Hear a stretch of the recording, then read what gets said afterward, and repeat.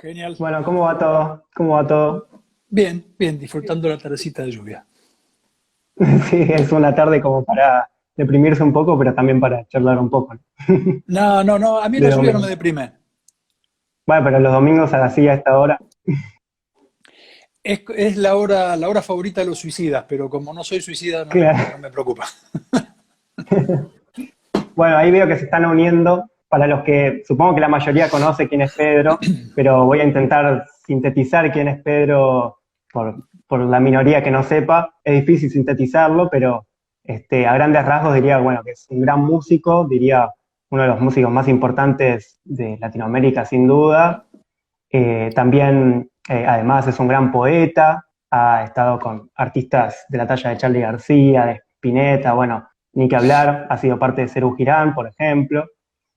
También es un gran amante de los vinos, es sommelier, es también un gran amante de la meditación, del budismo, de la lectura también, de los libros en general.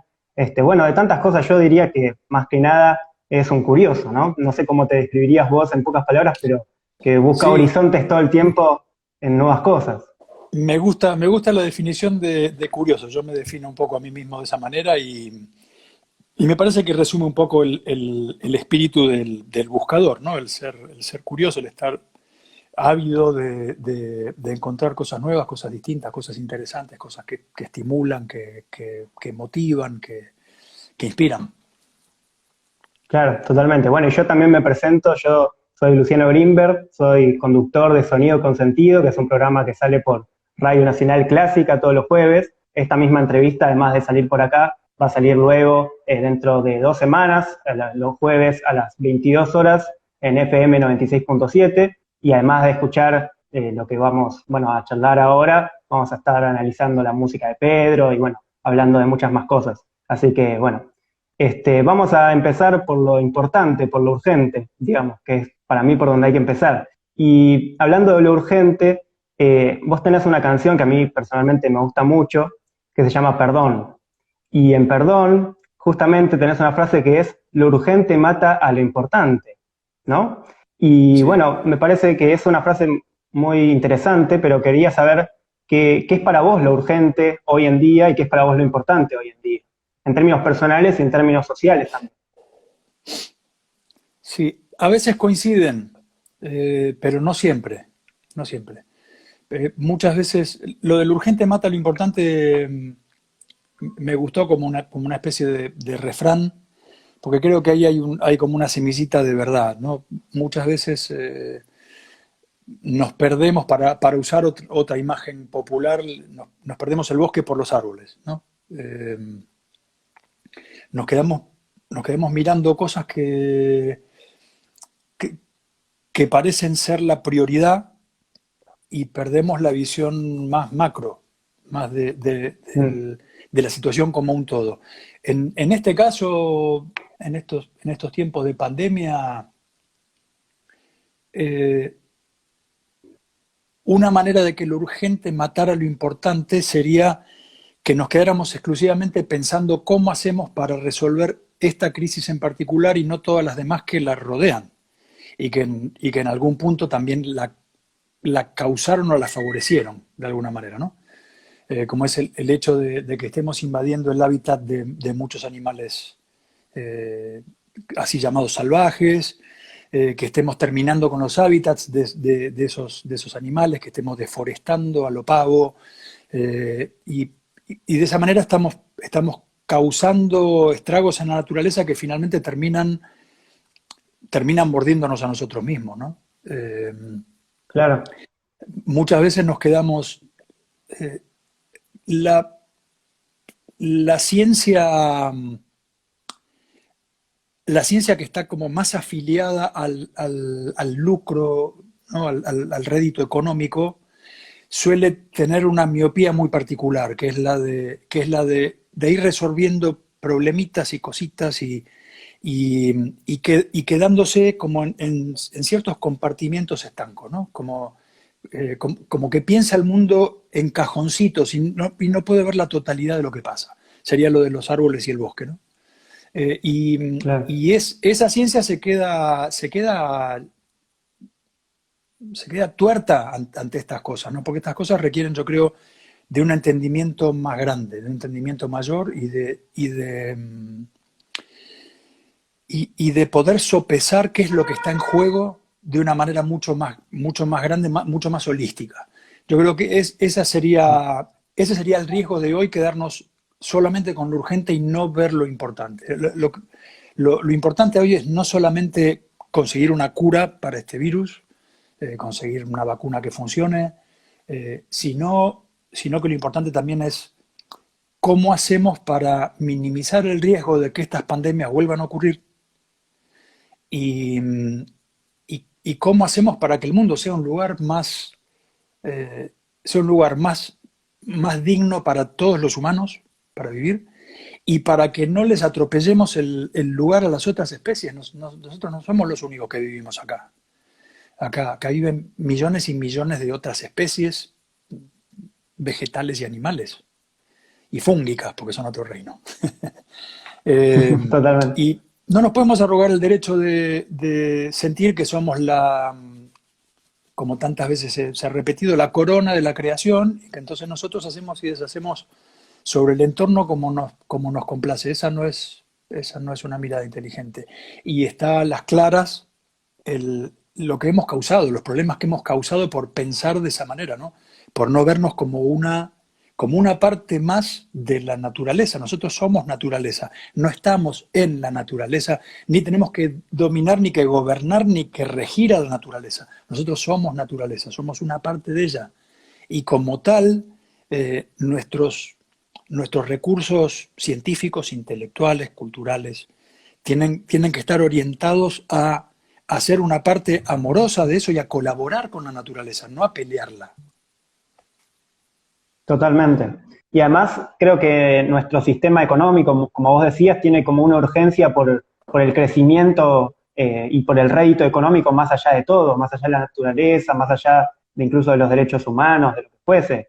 Y Exactamente. bueno, por ejemplo, había un pensador, André Gorz, que proponía al revés, de pensar en un decrecimiento en favor del humano, en vez de poner, digamos, el crecimiento en un primer lugar antes que el crecimiento de las personas y del ecosistema y de la naturaleza, poner eso en primer lugar y también poner la tecnología en servicio de eso.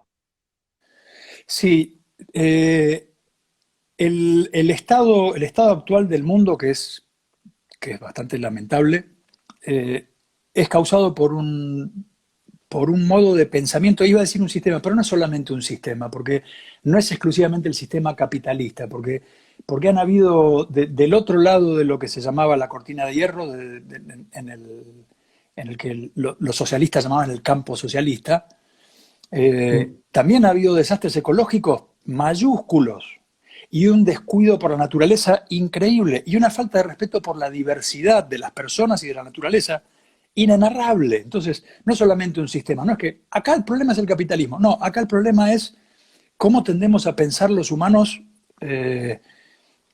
y cómo esta idea del crecimiento ilimitado es como el único paradigma que nos podemos imaginar. Eh, Total. cuando en realidad tenemos que poder pensar tenemos que poder tener una mirada, como vos bien decís, yo diría abierta más que humana, porque prefiero sacarnos una vez más del centro de la ecuación, ¿no? Una mirada que sea amorosa para con todo lo que vive, nosotros y todo lo demás que vive junto con nosotros. Y esa manera, por supuesto, no tendría que tener al dinero, al lucro, como su pata central. No existe eso. No existe porque lo que estamos haciendo hoy es priorizar al dinero por sobre todas las demás cosas. Así nos va. Claramente ese no es el camino. Tenemos que tener una mirada diferente. Tenemos que priorizar el poder convivir y el poder preservar a nuestro planeta de nuestras acciones. No podemos ser más una especie de depredadora. Ayer escuchaba una cosa muy interesante, era un documental que hablaba precisamente de todos estos temas, donde un científico, creo que inglés, había estado muy en contacto con los Yanomami en Brasil, eh, y que le había llamado mucho la atención cómo nos llamaban, particularmente a los occidentales, ¿no? Que llegábamos a su territorio. Y nos llamaban las termitas, Wow. porque nos veían como seres con un hambre insaciable y con una capacidad destructora ilimitada, y como un ser que no mide las consecuencias de su accionar, ¿no? Como que se come todo lo que hay alrededor y bueno, qué sé yo. Y después que alguien o algo lo arregle. Las termitas, Claro. notable, ¿no? Para tener en cuenta Impresionante, cómo sí, nos sí. ven. Bueno, ya nos vamos a meter más de fondo en tema espiritualidad y meditación y eso, pero con lo que estás diciendo, hay una pregunta que me parece que no estaría mal hacerse, que es, ¿cuál sería la espiritualidad como colectivo nuestra? O sea, un poco dijiste vos, ponemos al dinero casi como en un lugar de Dios, podríamos decir, pero quizás Sí. también nos falta a nosotros a la sociedad algún sentido, alguna espiritualidad que nos conduzca a algún lugar. ¿Vos qué pensás sobre eso? Mira,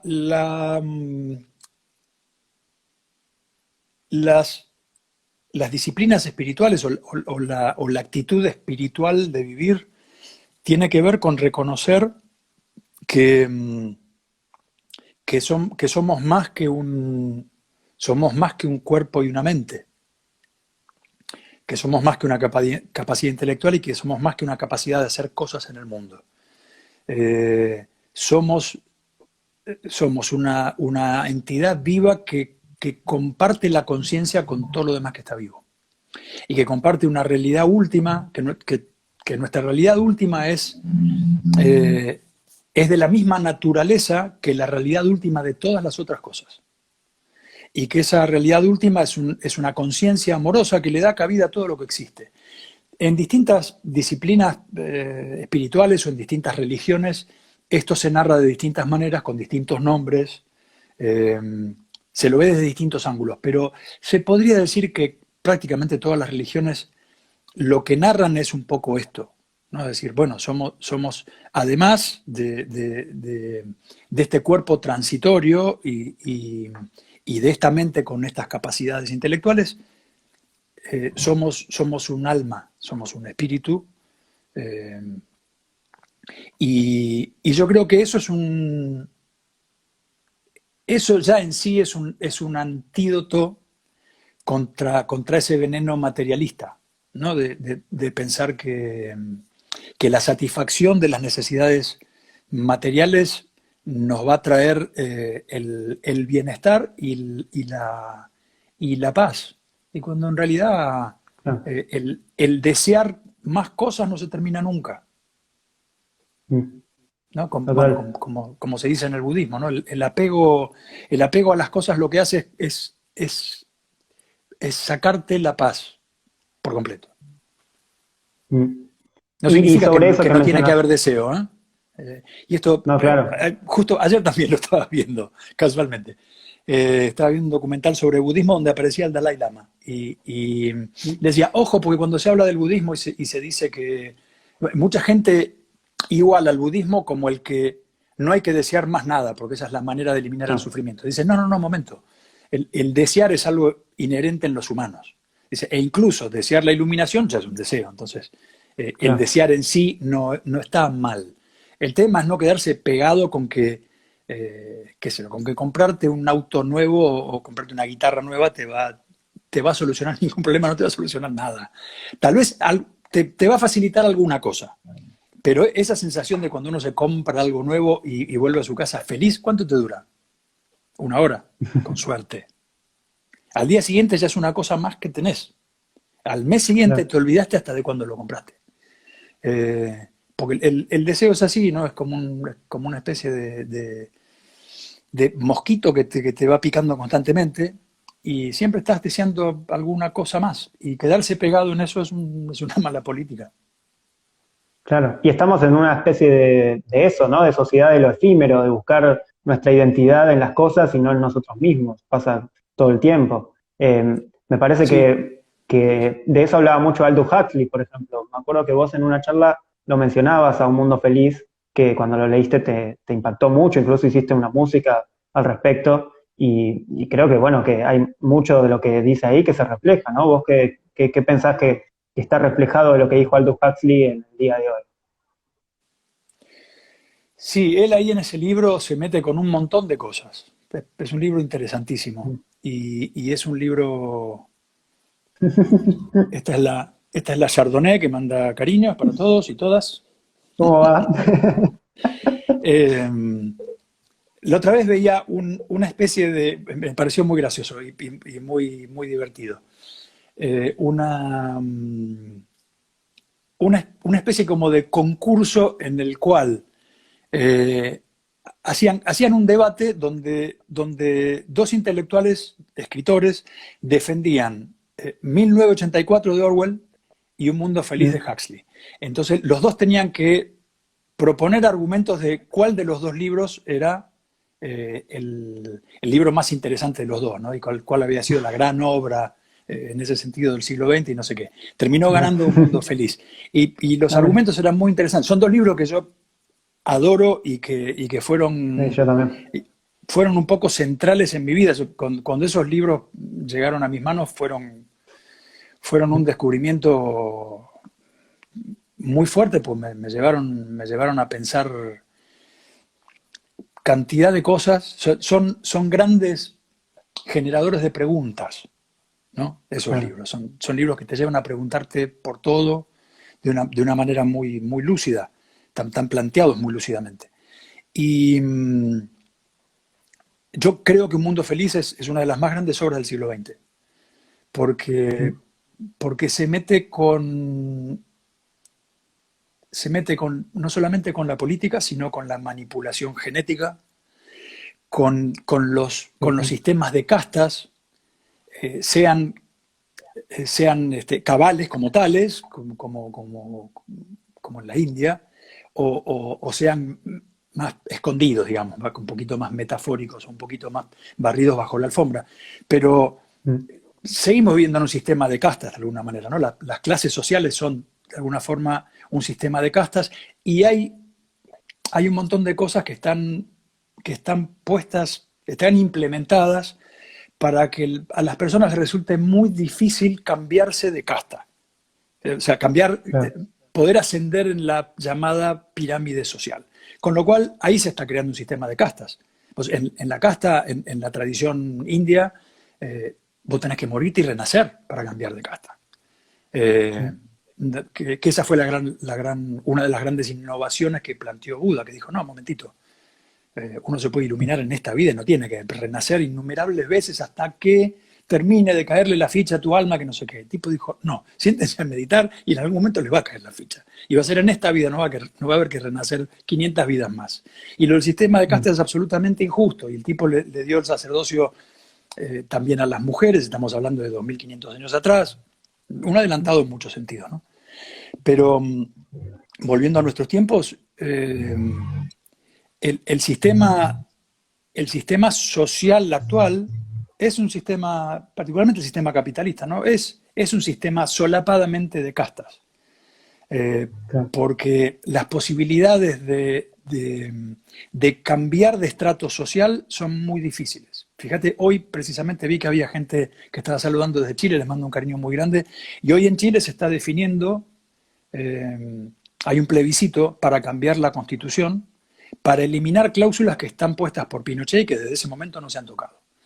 Y muchos de esos artículos y de esas cláusulas que están en la Constitución chilena desde entonces, lo liberan al Estado de toda responsabilidad en cuanto a la educación y en cuanto a la salud, entre otras cosas. Eso es una manera de asegurar que es un sistema de castas y que no haya movilidad social. Porque si vos naces en una familia de pocos recursos, vos no vas a poder ir a estudiar, no vas a poder tener una educación terciaria. Y la educación por supuesto, como todos sabemos, es un gran elemento para crecer en tu vida, para mejorar y para acceder a una vida mejor. Y lo mismo con la salud. Si vos naces en una familia de bajos recursos, tu cuidado de salud va a ser el mínimo y no de mucha calidad. Y si el Estado no te lo garantiza, y bueno, suerte. Vas a tener muchas más chances de morirte mucho más joven y de morirte de cualquier tontería. Porque no te van a atender con la misma eficacia que si fueras una persona de una familia de un buen pasar económico. Eso es un sistema de castas. Y Huxley, esa es una de las cosas que muestra en su libro. Y que dice, ojo, porque con toda esta fascinación con la tecnología podemos llegar a armar una sociedad que desde lo tecnológico tenga estas cosas implementadas y que nos narre un cuento que nos haga ver esto como deseable y como inamovible. Como que, bueno, las cosas son así y está bien que sean así y que así queden. Claro. Es un libro muy angustiante en un punto, ¿no? Porque es un laberinto tan bien construido. O sea, la gente los ciudadanos de ese mundo feliz viven en una distopía que está tan bien organizada que es muy difícil escaparse incluso desde el pensamiento de eso, Claro. porque les han lavado la cabeza muy seriamente. Ujú. Totalmente. Y además habla bastante sobre, bueno, está el Soma, ¿no? Ahí se mete con tema de drogas, que es un tema que a Aldous Huxley le encanta, ¿no? Tiene también La Puerta de la Percepción sobre eso. Sí. Tiene La Isla, en donde también habla de eso. Y también esto que decís del laberinto de las castas, me acuerdo un concepto que a mí me pareció, me impresionó mucho cuando lo leí, que era el de que la gente tenía reflejos condicionados, decía él. O sea que eran acciones como irracionales que estaban condicionados desde el nacimiento, porque ahí lo que sucede es que justamente ya los bebés escuchan el relato y de por qué la sociedad en la que viven es una sociedad feliz. Este, entonces hay un montón de cosas que, bueno, incluso creo que algunas todavía no llegamos, pero que están también pronto a llegar.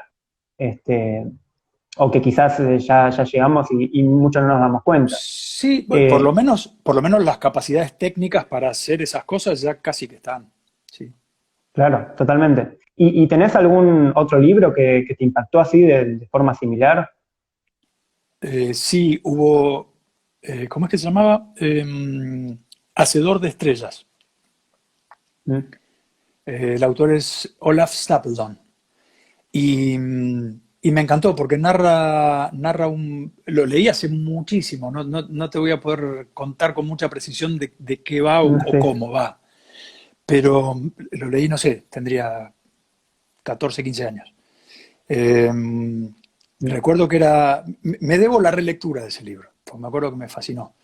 Era alguien que relataba un viaje, y si no recuerdo mal, era un viaje interestelar, pero era alguien que se tiraba en la hierba como a descansar, a dormirse una siesta, y de golpe entraba en este viaje y veía al mundo desde afuera y veía toda la historia de la evolución como desde afuera.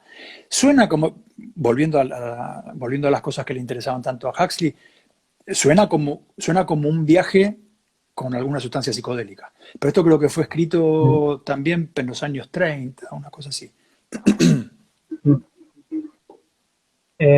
Y sobre esto que mencionabas del budismo y bueno, todo esto que claramente te sigue interesando porque seguís meditando. ¿Y hace cuánto tiempo meditas, más o menos?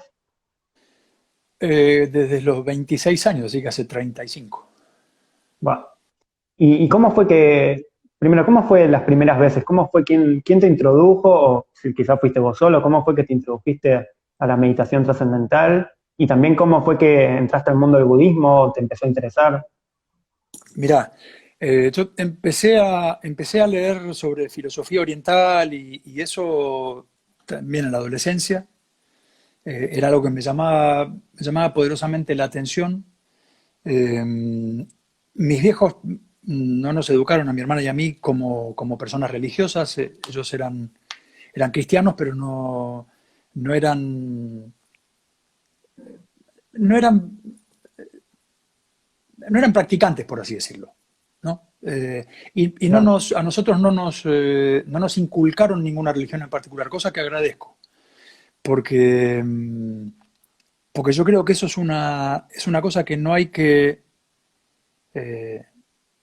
que, que no hay que heredar tan automáticamente, ¿no? Es algo que me parece que está Claro. muy bien que uno pueda decidir qué es lo que resuena con uno. Porque si bien uno puede estar uno de hecho está en un contexto cultural y dentro del contexto cultural está la religión mayoritaria del lugar donde vivís, ¿no? O Claro. la religión de tu grupo de pertenencia. Eh, y eso, por supuesto, te va a modificar y va a haber un montón de cosas que van a tener, sabiéndolo o no, van a tener que ver con esa tradición. Hoy escuchaba una charla de Rupert Sheldrake con Joe Rogan, donde, donde Sheldrake decía que Joe Rogan, que es un presentador, es un tipo, un luchador de artes marciales que tiene un podcast muy interesante, y Rupert Sheldrake es un científico inglés que desarrolló la teoría de los campos morfogenéticos, que es súper interesante. Le recomiendo a quienes no lo hayan escuchado, eso no lo hayan visto, que lo miren porque es muy, muy interesante. Habla de campos de resonancia donde se producen fenómenos cognitivos y conocimiento más allá de lo físicamente explicable, por lo menos según la Es ciencia un poco que lo que manejamos hoy. decías vos de esta conciencia como que no es solo yo, que está un poco en todos, ¿no? Esto que decías del budismo Sí, también. exactamente, una especie como de Internet del alma, si se quiere. Claro. Y bueno, y él decía contaba que había estado en India mucho tiempo, trabajando allá e investigando, no sé qué, y, y que, y que había ido a un ashram cristiano en el sur de la India, donde se cantaban mantras, donde se recitaba Gayatri, donde había muchas cosas de la tradición hindú, Mm. eh, pero que después el servicio era un servicio cristiano y Claro. se seguía la línea cristiana. Eh, y, y, y él empezó a hacer un trabajo de ayudar a los pobres, un trabajo solidario muy interesante, un trabajo de caridad, por usar una palabra cristiana, y, o frecuentemente usada en el cristianismo, eh, y sus colegas científicos, que eran la mayoría hindúes o musulmanes, le preguntaban de dónde surgía este interés que él tenía con esta cosa solidaria, ¿no? Porque el pensamiento mayoritario de los hindúes era, bueno, la gente pobre, la gente que está sufriendo en esta vida, es gente que todavía tiene que aprender y eventualmente en otras encarnaciones futuras pasará a vivir vidas mejores, pero bueno, en este momento de alguna forma es como un resultado de karma y un poco Mm. esa visión, ¿no? Un poco como de que, bueno, las cosas son así por una razón y así están y bueno. Claro. Y él les explicaba que no, que en realidad él sentía que se podía y que se tenía que hacer algo para sacar a esas personas de esa situación y para mejorar su medio de vida. Y que eso lo llevó a él a darse cuenta que, eh, porque sus colegas le decían, pero eso es una visión cristiana. Y a él no se le había Mm. ocurrido pensar en eso, que su religión, que el contexto de haber crecido inmerso en esa religión, le había dado a él un pensamiento que incluso tenía que ver con lo social.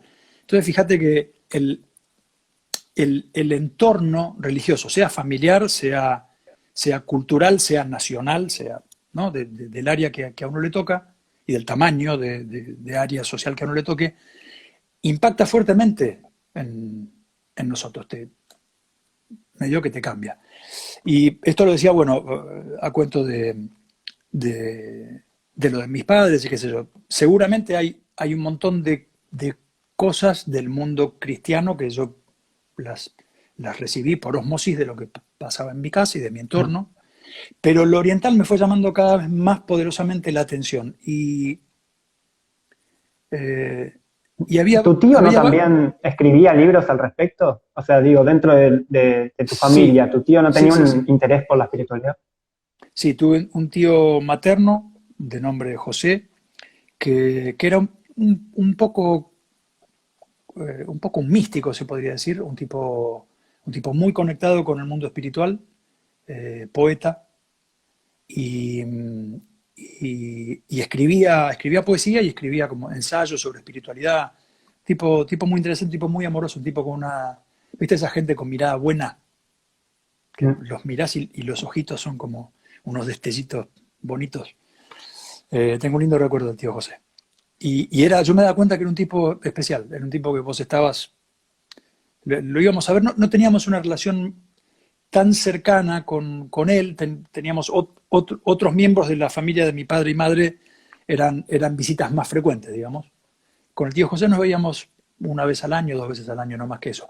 Pero recuerdo que las visitas a su casa eran la sensación de estar frente a un tipo especial, era alguien que tenía, vos te das cuenta que había algo, que había como que lo que veías era como la punta del témpano. Había 9 décimos que no se veían. Un tipo muy profundo. Y lo que me fue llamando fuertemente la atención de las filosofías orientales, bueno, recuerdo cuando leí el Tao Te Ching, que también fue, upa, ¿qué pasa con esto?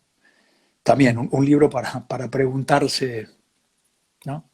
Hasta allá lejos. Sí, sí. Y un libro también para dejar de preguntarse tanto, en un sentido.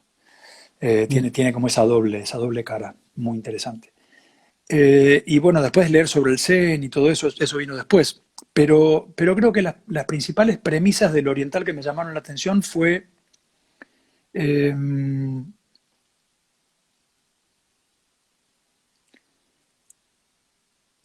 la, la, la posibilidad de conocer a Dios o de conocer a esa fuerza,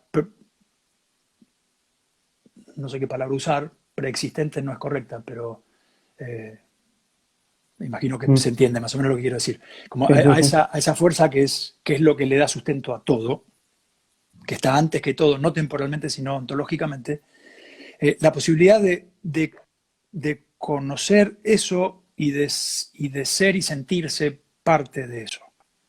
¿No? Que me parecía que en el mundo cristiano, por lo menos hasta donde yo lo entendía, no estoy queriendo decir que sea necesariamente así, pero hasta donde yo lo podía ver, me parecía que el mundo cristiano estaba un poco como desacoplado de eso, ¿no? Y como que la iglesia era más una entidad política que una entidad espiritual, en un sentido.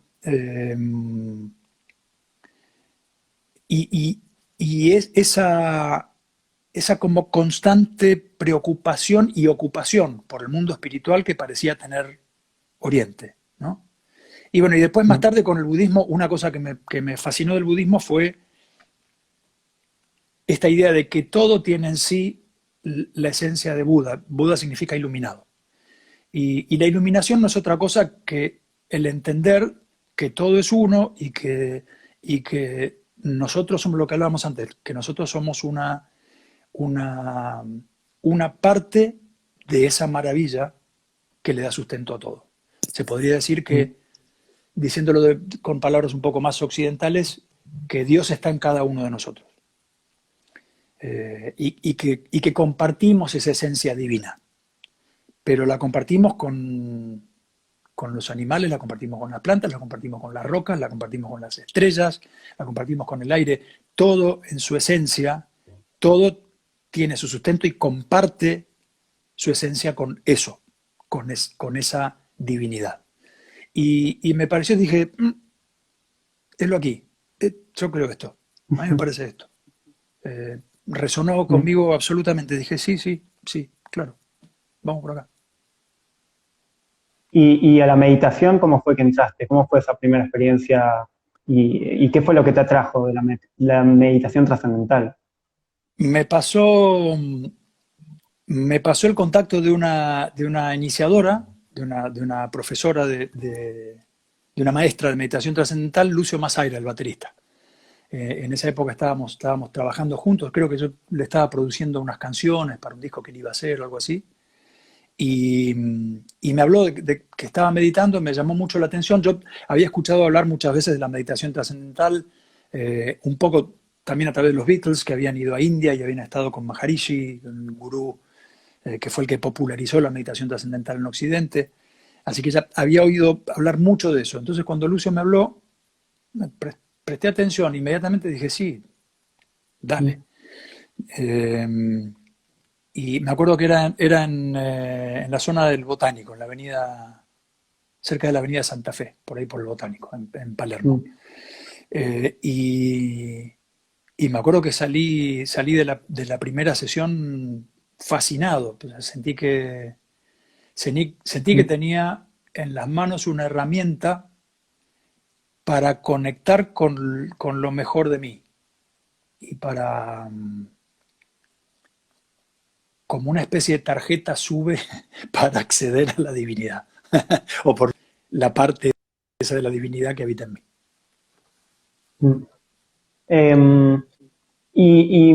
¿Y cómo describirías lo que es meditar o lo que, digamos, o cómo es ese estado, cómo lo vivís vos, cómo lo experimentás? Yo siempre lo suelo igualar a que la mente es como un lago y que los pensamientos son un viento que agita el agua. Nuestra mente es un torbellino de preguntas, de ideas, de qué es eso, de cosas que uno recuerda, de cosas que uno dice, mañana no me tengo que olvidar que mañana tengo que hacer tal cosa y estaría bueno este cuadrito cambiarlo de lugar, pues ya me cansó que esté acá. Y todo tipo de tonterías, o necesito una zapatilla nueva, todo tipo de tonteras, tonteras, cosas de lo cotidiano. Y la mente es un torbellino de eso, o también cosas de, qué mal estuve con tal, que le dije no sé qué cosa y en realidad, bueno, yo en realidad no quería hacerle daño, pero mira lo que le voy a decir, después te quedas como rumiando eso y sintiéndote culpable, qué sé yo. La mente es un compendio de todas esas cosas, o de cómo me gustaría viajar a no sé dónde. Entonces, cuando llegue allá, lo que voy a hacer es bla, bla, bla, bla. Es lo que en budismo se llama la mente mono, ¿no? La mente del mono. Es como un mono que vos tenés acá en los hombros todo el tiempo y que te habla y te dice y bla, bla, bla, bla, bla, todo el santo día. Y la meditación es algo que dice, bueno, boom, para. Y es como cesar el viento sobre el agua y viste que el agua cuando está agitada no refleja el cielo, no refleja nada. Porque lo que se ve es todo, sí lo refleja, pero de maneras todas rotas y todas, es caótico. Ahora, cuando el agua se queda completamente quieta, o mayormente quieta, empieza a reflejar. Se empieza a ver el cielo, se empieza a ver los árboles, se empiezan a ver los pájaros. El agua empieza a ser como un espejo. Y la mente tiene como esa misma capacidad. La meditación, cualquiera ya sea, no tiene por qué ser la meditación trascendental, que en la meditación trascendental uno piensa un mantra, no lo dice necesariamente en voz alta, piensa un mantra que te da tu iniciador, tu maestro, te da un mantra. Los mantras son 5 o 6 y te lo dan de acuerdo a en qué momento vos vas a estudiar meditación. Te dan un mantra que, qué sé yo, por decir algo, no me acuerdo exactamente las edades, pero qué sé yo, de los 16 a los 26 te dan un X mantra, de los 26 a los 36 y así. No, son 6 o 7 mantras para distintos momentos de la vida. ¿Por qué se dan distintos? No lo sé. ¿Por qué están conectados con las edades? Tampoco lo sé. Pero Maharishi, que era, en un sentido, y lo digo con respeto, ¿no? Pero en un sentido era como un atorrante. Era un personaje muy particular. En un punto era un personaje divertido, colorido, y en otro punto alguna gente pensaría que era un chanta. No era un chanta porque lo que el tipo reveló y lo que el tipo popularizó es una herramienta maravillosa que le ha cambiado la vida a millones de personas. O sea, chanta no. Pero era un personaje, era medio atorrante en el sentido de que era un gran humorista y un tipo que era muy irónico y tenía un humor muy particular. Y cuando le preguntaban, claro, cuando recién apareció la meditación trascendental en Occidente, en los años 60, muchos periodistas que no tenían la menor idea de qué se trataba todo esto, le hacían preguntas insólitas, entre las cuales estaba, ¿cuántos mantras hay? ¿Hay un mantra para cada persona? Porque parecía como que si no era exclusivo para cada persona, no valía la pena. Claro. Entonces el tipo, como en un impulso irónico, como de sacarlos de su tontera o de seguirle el juego a su tontera, les dijo sí, que había millones de mantras. Hay 6. Y en realidad tampoco importa, sí, los mantras son palabras de poder y supuestamente cuando vos recitas o pensás un mantra, estás usando una llave. La idea de mantra es una llave, que son palabras que están cargadas por el hecho de que durante centurias o milenios son palabras que han sido usadas para la meditación, han sido usadas para los buenos pensamientos y para el buen vivir. Entonces esas palabras, supuestamente, están impregnadas de esa buena vibración. Entonces usar esos mantras conlleva un beneficio mayor a que si meditas y pensás gato, gato, gato o lámpara, lámpara, lámpara. Pero vas a poder meditar perfecto con lámpara, lámpara o gato, gato. ¿Eh? Absolutamente. O sea, en realidad el sentido del mantra es lo mismo que si imaginaras una luz brillante o imaginaras un cuadrado blanco o imaginaras árboles meciéndose en el viento o lo que te causara paz y enfocar a tu mente. Pues todo lo que tienes que lograr es enfocar tu mente y hacer que el viento sobre el agua disminuya. Al soplar menos viento, el agua se queda más quieta, es más transparente y cuando logras eso, lo que pasa es un estado de... es un cierto éxtasis, de alguna manera. Porque, porque ahí uno se da cuenta, cuando entra en ese estado, del parloteo constante. ¿Viste? Como cuando estás en un lugar que vos no te das cuenta que hay mucho ruido, pero hay, por ejemplo, un motor de una heladera que hace mucho ruido. Pero como es constante, en un restaurante, por ejemplo, ¿no? Que está en la máquina de café, las heladeras, no sé qué motor del aire acondicionado. Y cuando se empieza a ir todo el mundo, pues te quedaste chupando hasta muy tarde, a la 1 de la mañana, cuando ya los mozos se quieren ir a su casa, pues no te soportan más, empiezan a apagar las cosas para que te vayas. Y es un éxtasis cuando apagan las cosas, pues te das cuenta que había un ruido monstruoso, pero que como era constante, vos no lo percibiste nunca.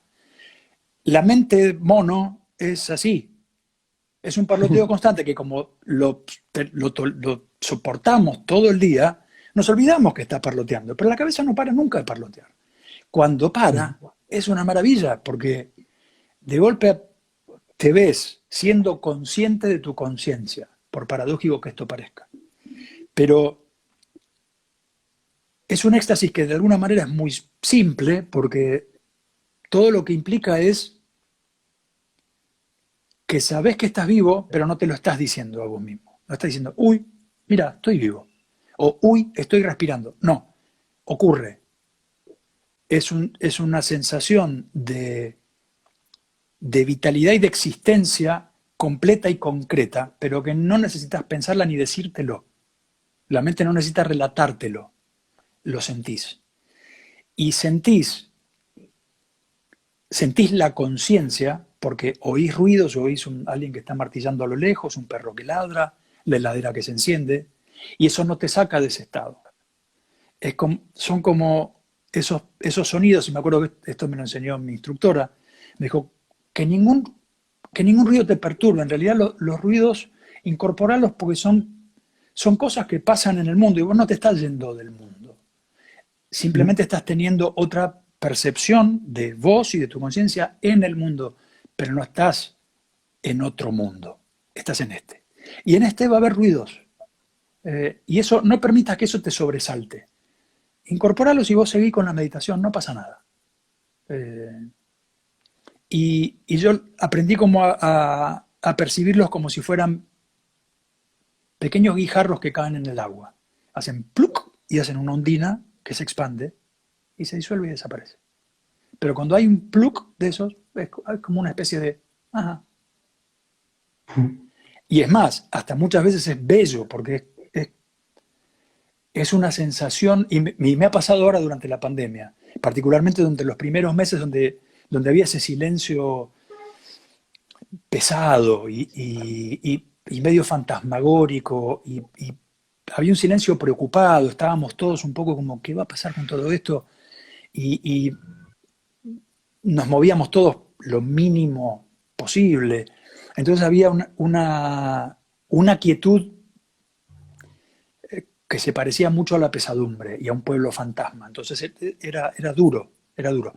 Entonces cuando yo me sentaba a meditar y escuchaba la voz de un chiquito a la distancia, o alguien que abría y cerraba una ventana, o el sonido del ascensor en mi edificio, eran guijarros, hermosos guijarros, eran piedras semipreciosas más que guijarros, porque era la sensación de estar acompañado y la sensación de estamos todos acá y todos estamos compartiendo este momento.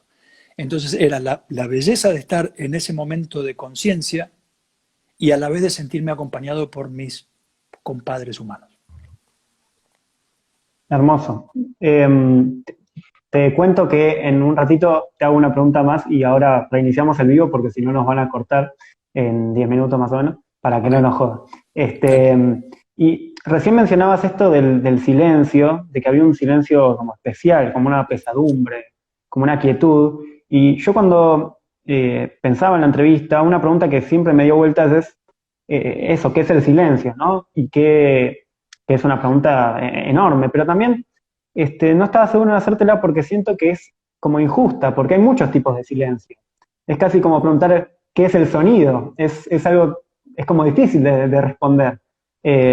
Pero quizás es más fácil de responder cuál es tu relación con el silencio, porque eso además creo que va cambiando con los años, que uno a medida que envejece también se reconcilia un poco con el silencio y con estar a solas con uno mismo, ¿no? No sé si te pasó a vos, pero Sí, en general absolutamente. observo eso. Sí, sí, sí, sí, sin duda. Me gustó mucho el paralelo que trazaste entre silencio y sonido, y mientras lo decías pensaba, claro, porque de acuerdo, el sonido, el sonido tiene distintas características de acuerdo a cómo vos lo resignifiques. Un sonido puede ser ruido o puede ser música de acuerdo a cómo vos lo resignifiques. De acuerdo a la entidad que vos le des y de acuerdo a la atención que vos le pongas. Y de acuerdo al contexto. Y el silencio es exactamente igual. Ujú. El silencio de este tiempo fue, por lo menos durante los primeros 2 o 3 meses de la cuarentena, fue pesadumbre porque todos sabíamos lo que estaba pasando y había una gran incertidumbre y había una gran angustia. Entonces el silencio era de una quietud forzada, y sabiendo esto, uno escucha ese silencio de una manera distinta que cuando uno escucha el silencio en una música, ¿no? El silencio en una Ujú. música Total. es tensión, es algo que construye una tensión hasta que otro sonido hace ¡boom! Y cayó. Y dices, mirá esto a dónde iba, ¿no? Mirá esto lo que quería decir, este silencio tenía esta intencionalidad para que después cayera esto, o no, o para que el sonido se muriera de una manera delicada. Así que sí, es contexto. Y en cuanto a lo que decís de cómo uno lo va resignificando con el tiempo, sí, sin lugar a dudas. Eh, eh, el, el silencio, y voy a usar una palabra que usa tu padre y que me la apropié de él, que me encanta, eh, la usan las clases de música, que es la palabra pregnante, ¿no? Cuando las cosas están cargadas de significado, es una palabra preciosa. Eh, yo creo que el silencio se va haciendo cada vez más pregnante a medida que uno va teniendo más años, si los años están bien vividos, ¿no? Eh, porque vas cobrando una mayor dimensión de la finitud, no en un sentido angustioso, es decir, uy, me queda menos tiempo para vivir, sino, uy, qué bueno que está vivir. Y, y esto no hay que perdérselo, porque esto no se repite. Este momento no se repite, este momento es único. Y estoy acá y mira todo lo que puedo hacer. Y mira todo lo que puedo hacer que pase. Y mira todo lo que puedo hacer conmigo. Y mira todo lo que puedo hacer para los demás. y mirá todo lo que puedo ofrecer y mirá todo lo que puedo disfrutar de lo que los demás ofrecen. Entonces ese entendimiento de la vida como posibilidad cada vez mayor y de aprovechar el momento hace que los sonidos y los silencios cobren una nueva dimensión y se hagan más pregnantes cada vez. Ahí justo en los comentarios alguien, no llegué a ver quién, dijo una frase que me parece que describe muy bien lo que decís, de una frase de Debussy que decía que el sonido no está en las notas, sino entre las notas, que me parece hermosa frase. Sí, sí. Que, si no recuerdo mal, creo que lo que dijo fue, le preguntaron qué era la música y él dijo, es el espacio que hay entre una nota y la siguiente. O por ahí son reinterpretaciones de lo mismo Claro. y son pequeños teléfonos descompuestos de que cada uno se va acordando de la frase de una manera distinta y es como las coplas, ¿no? ¿Viste? Que van cambiando de tiempo a tiempo y de pueblo en pueblo. Pero sí, el concepto ese me parece brillante. Y eso es algo que también se va aprendiendo con el tiempo en cuanto a la música, ¿no? El valor del silencio y el valor de lo despojado, de no necesitar llenar todo el tiempo de sonido, sino de tener mesura, de quedarse más callado, de escuchar lo que va pasando, de prestar más atención. Yo, por mi parte, creo que una de las cosas que mejor me hicieron de madurar fue aprender el valor del silencio en la música y aplicarlo, sin duda. Bueno, Recién alguien sí. que preguntaba de dónde nos conocíamos, y justo Sí. yo también me había quedado pensando que yo mencioné a tu padre y dije, tal vez alguna gente no sepa mi relación maestro-discípulo con tu Claro. padre. Bueno, el papá de Te Luciano... debe estar mirando, seguro. Seguramente, ¿cómo estás, Gabriel?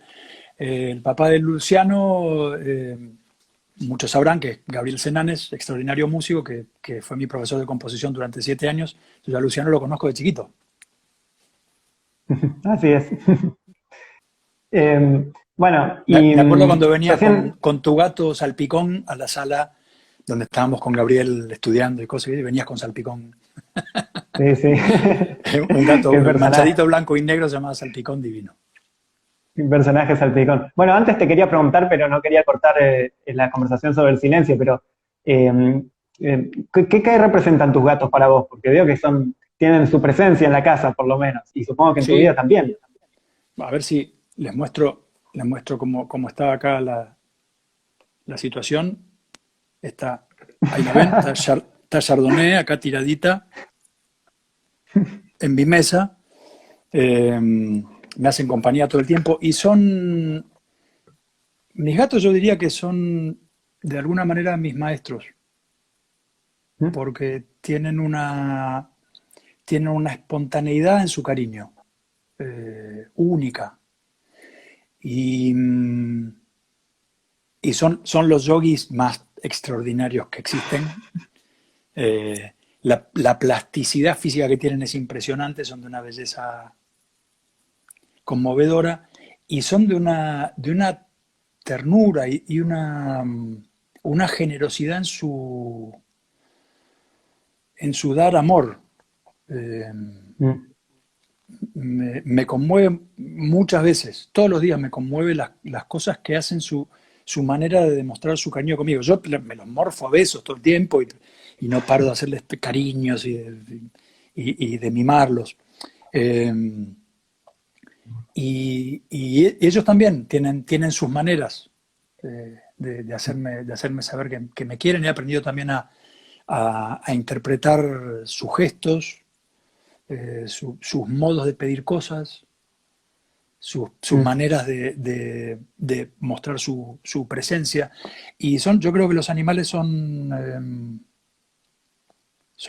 muy, muy sabios en muchas cosas en las cuales los humanos hemos perdido una cierta espontaneidad. Eh, nuestra, nuestra necesidad de respuesta, nuestras inquietudes intelectuales y qué sé yo, nos ponen muchas veces nos sacan de nuestro centro, ¿no? Y ellos tienen una manera tan hermosa de estar y de ser en el mundo, tan fluida, tan espontánea, tan vital, tan conectada, que yo creo que son un gran recordatorio. Yo muchas veces me doy cuenta que por ahí me paso todo un día trabajando y yo no me doy cuenta, porque nos pasa a todos los que trabajamos en lo que verdaderamente amamos, que pasan las horas y realmente no te das cuenta. Y yo por ahí, no sé, me levanto a las 11 de la mañana y son las 3 de la mañana y sigo trabajando. Y sigo pensando cosas y anotando y escribiendo y componiendo y mandando mensajes. Y a veces vienen los gatos y me hacen como, escúchame un poquito. ¿Cuál es la parte en que nos vas a dar un poco de atención y de cariño? ¿Y cuándo se juega en esta casa? Entonces, ellos ponen como la cuota lúdica de decir, bueno, basta. Yo digo todo el tiempo que ellos piensan en mí como un mono, ¿no? Entonces, mono, basta de trabajar. A ver, vamos a divertirnos un rato, vamos a correr. Les encanta jugar como una especie de futbolito que hacemos en mi cocina, que es como alargada, medio pasillesca. Entonces usamos eso como una especie de campo de tiro de pelota, y son grandes arqueros. Yo les juego y aman las pelotitas de papel. Les he comprado todo tipo de pelotitas con ositos adentro, ¿viste? Esas cosas que uno va a la veterinaria y dice, dame la pelotita más linda que tengas y que rebote, y que cuando rebote que suene Brahms, y que esas cosas que en realidad son más para uno, para divertirse uno, que eso terminan como, ¿por qué esto? Es que el osito adentro me interesa. A mí me gustan más las pelotitas de papel, ¿viste? Los cuadrados estos de papel. Chardonnay ya la agarré uno y lo miró. De los tacos de papel para hacer anotaciones, yo tengo todo el tiempo, porque anoto en papelitos cosas todo el tiempo. Y cuando yo estrujo uno de estos y les hago una pelotita de papel, se mueren de amor, les encanta. Y todas las otras pelotitas más sofisticadas, nada. Muy gracioso. Justo recién decías esto de estar todo el día trabajando en lo que te gusta y que se te pasen las horas, que el tiempo vuele, ¿no? Y eso me parece que es muy curioso y que también se relaciona mucho con lo que decías de la meditación. Yo me acuerdo que una vez vos me dijiste que empezabas a dejar de pensar en el tiempo de los relojes cuando meditabas y empezabas a escuchar más tu propio ritmo. Y también eso lo relaciono a algo que vos decías, de que a veces cuando uno está muy inmerso en la música, el tiempo mismo se vuelve tempo. O sea, la velocidad de la pieza musical es tu tiempo también, lo interiorizás. Sí, sí. ¿En qué momentos te sucede eso? Bueno, tocando, por supuesto. Cuando uno se mete en la música, entra en un tiempo que no es el tiempo de los relojes. No es más un tiempo mecánico. Y esa sensación de pulso que tiene la música, ese ondular, ese amacarse que tiene la música, no se suele llevar muy bien con el tiempo mecánico. Por ejemplo, cuando uno toca con metrónomo o cuando uno pone un clic, ¿no? un metrónomo electrónico para seguir un tempo determinado. A veces sirve para hacer determinadas cosas, para determinados estilos de música, para poder editar mejor algunas cosas. Puede servir, yo lo he usado, pero cada vez más me di cuenta que desde que se pueden hacer metrónomos con variaciones, por ejemplo en los sistemas de grabación digitales, uno puede armar un mapa de tempo. Yo armo mapas de tempo, no uso tempos estrictos que empiezan, suponete, en 120 pulsos por minuto y terminan en 120 pulsos por minuto, porque la música necesita respirar. Entonces lo que hago son mapas en que si en las partes A está a un tempo determinado, primero lo que hago es buscar, me pongo a tocar y me fijo dónde se siente bien un retacito de una pieza musical, donde realmente se siente que está como dicen los norteamericanos, in the pocket, en el bolsillo, ¿no? Como que algo está... Es muy linda la imagen, ¿no? In the pocket, porque cuando algo tiene ese pocket es que está, ¡pac!, que lo pusiste ahí como si te pusieras una lapicera en el bolsillo o una flor en el ojal, ¿no? Como que cayó justo, anillo al dedo. Ese es el tempo que es para ese pedacito musical. Y tal vez cuando va al estribillo necesita acelerar y a veces necesita reducir el tempo. Entonces mapa en los distintos sectores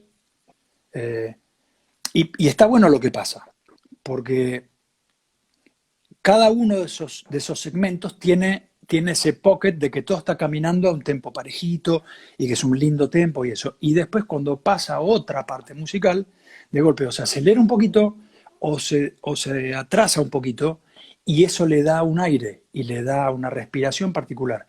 Entonces, claramente la música, y mucho más antes de los metrónomos, ¿no? 2 siglos atrás para atrás, la música siempre necesitó respirar y usar tempos que cambien, que se muevan, que oscilen. Pero eso es en cuanto a la realización como más técnica, digamos, de lo musical. Ahora, la música en sí es un tiempo que no se mide. La música lo disuelve al tiempo y hace con el tiempo lo que quiere ella. Y cuando vos, como intérprete o como escucha, como oyente de música, te metes verdaderamente en una pieza musical, la música te lleva de la mano y te lleva a volar por un lugar donde el tiempo no existe. Y te habrá pasado miles de veces que estuviste 1 hora escuchando música y no sabes cuánto tiempo pasó. Realmente no lo sabes. Yo tengo una sensación de tiempo de relojes bastante acertada. Me suelo despertar y me desafío a mí mismo a decir, ¿qué hora es? Y un poco es por la calidad de la luz que hay afuera, pero otro poco es por una sensación interna de cuánto tiempo pasó y de cuánto tiempo dormí. Y le suelo pegar muy cerca. Entonces no es que mi idea del tiempo suele ser cualquier cosa. Pero aún así me doy cuenta que cuando estoy haciendo cosas que me interesan, el tiempo no pasa nunca. Pueden pasar horas y el tiempo no pasa. Y cuando estoy haciendo algo que no me gusta, como por ejemplo esperar, soy muy impaciente, no me gusta esperar, el tiempo no pasa nunca más. 10 minutos son una eternidad. Nos pasa a todos, ¿no? Es la diferencia entre el tiempo interno y el tiempo de afuera. Pero particularmente cuando estamos tomados por el hecho artístico, el tiempo se disuelve. Se disuelve, felizmente, ¿no? Porque es un gran reaseguro para no volvernos locos. Si estuviéramos a merced del tiempo de los relojes todo el tiempo, estaríamos todos chiflados como un plumero. Totalmente. ¿Y vos crees que esto que decías de que suele pasar cuando estás escuchando música o tocando, vos crees que crear cualquier tipo de arte, también puede ser poesía, quizás la música tiene eso de que como es en el tiempo, pasa algo particular justamente con ese elemento, pero crear o jugar con instrumentos, ¿vos sentís que es una forma de meditación, uniéndolo con lo que hablábamos antes? Sí, sí, absolutamente. Hay una frase hermosa de San Agustín que es quien canta ora 2 veces. Es bellísimo, Hermoso. es bellísimo, es hermoso, porque es muy real, es muy real. Y yo en una época por ahí me preguntaba, decía, yo tendría por ahí que meditar o que orar más usando mantras o cosas. Y digo, si yo lo hago todo el tiempo, como cantar. ¿Qué mejor mantra que cantar una hermosa canción? Y el hecho de la fonación, ¿no? El hecho de cuando vos cantás, te vibra el pecho y te vibra todo el cuerpo. Y eso, volviendo a los gatos, viste que los gatos hacen el run run, el ronroneo. Sí. Ellos lo usan para calmarse, lo usan para manifestar, no para manifestar, sino para calmarse cuando están nerviosos y como un sonido de disfrute cuando la están pasando bien. Es un sonido también de placer, es un sonido de amor cuando ellos están sintiendo que te quieren, ronronean. Cuando les gusta la caricia que les das, ronronean. Bueno, eso tiene que ver, y esto fue algo que leí, tiene que ver con la vibración, ¿no? Con el hecho de poner el cuerpo en vibración. Y nosotros lo hacemos cuando hablamos, pero particularmente cuando cantamos, porque hacemos resonar nuestra caja torácica y eso es curativo. Ya el solo hecho mecánico, si querés, ¿no? de la vibración del sonido. Ahora, a eso sumale escuchar tu propia voz, que es como una, por así decirlo, como una comprobación de que estás vivo. Y tu voz es como tu firma ontológica, ¿no? No por nada se dice, Claro. la voz también se usa como una metáfora, como que alguien tiene su propia voz, es alguien que tiene un propio pensamiento, una propia idea, un propio modo de ver el mundo, eso es la voz de alguien. Claro. Bueno, la voz es la voz de la voz, es la voz de la garganta, es como un ADN ontológico, ¿no? Es un sello, es una firma única, propia. Y además después está la música que está emitiendo tu voz, está la melodía, que como me decía sabiamente Leda Valladares, es la reina de la música. Y están las palabras, está la poesía siendo emitida. Todo eso va junto. ¿Cómo no te va a cambiar la vida? Lo que pasa cuando uno está triste, cuando uno está profundamente triste y canta, lo curativo que es, la manera que tiene el canto de espantar la tristeza o por lo menos de sacarle varios puntos de voltaje. No la hace desaparecer, no. La tristeza dura el tiempo que tiene que durar. Pero cuando uno la canta, se bajan 2, 3 puntos de la miseria que uno siente, del horror que uno siente. Es notable. Y cuando uno está feliz, cantar es el vuelo de un pájaro. Totalmente. Quería hablar también un poco de poesía, también un poco de inteligencia artificial, que aunque no parezcan están bastante relacionadas, y ya vamos a ir a eso. Pero también quería relacionarlo con el resto de pasiones que tenés, como la filosofía, como la fotografía, que un poco dije al principio. Pero vos también sos sommelier y tenés una gran pasión por los vinos. Y pensaba que, bueno, esa pasión por los vinos surge un poco, ¿no?, de ese ritual luego de los conciertos, de ir a comer algo, de ir a tomar algo. Uh-huh. Y pensaba yo que también el proceso de hacer vinos, obviamente vos lo sabrás mejor que yo, ese proceso de fermentar una bebida y todo lo que tiene ese proceso, también tiene algo parecido al proceso de las ideas, que muchas veces, la otra vez lo hablábamos con Teresa Parodi, una entrevista que va a salir luego también en el programa, que muchas veces uno dice, ¿y esta idea de dónde salió? ¿No? Y aparece y decís, ¿de dónde salió? Y quizás es una idea que estuvo fermentando mucho tiempo, ¿no? Como un vino, y se va también añejando y de pronto aparece, y no es que aparece de la nada, sino que estuvo ahí adentro cocinándose, digamos. Sí, absolutamente. El otro día en una entrevista cité una cosa que me mostró tu padre en una clase que se me quedó grabada. Me pareció hermoso. Me mostró un libro que él tiene de anotaciones de Beethoven. Son ideas que el tipo iba anotando. Entonces es como tener el cuadernito, los papelitos sueltos de Beethoven. Maravilloso. Entonces me dice, mira, te voy a mostrar esto. Esto solo se le ocurrió al Beto para el piano. Tocó una cosa, plim, plam, plum, era un motivito chiquitito. Entonces lo terminó de tocar, me miró y me dijo, le dije, porque era una cosita, con todo el respeto, ¿no? Pero una cosita. Me dice, bueno, el tipo esto lo guardó, y lo guardó 11 años. Y a los 11 años volvió sobre esto y decidió que, acá está este tramito, no sé qué, pero decidió que iba a ser para orquesta. Y se convirtió en esto. Entonces puso un CD y puso una cosa que me peló la cabeza. Me dice, ¿Es el mismo motivo, sí o no? Sí. ¿Cambió? Sí. Bueno, parece que tuvieron que pasar 11 años para que eso decantara y él entendiera que, no era para piano. Esto está mejor para orquesta. Y le voy a hacer esto y le voy a hacer esto otro y acá voy a hacer esto y te voy a usar tal herramienta y y acá está. Y resultó en eso. Eh,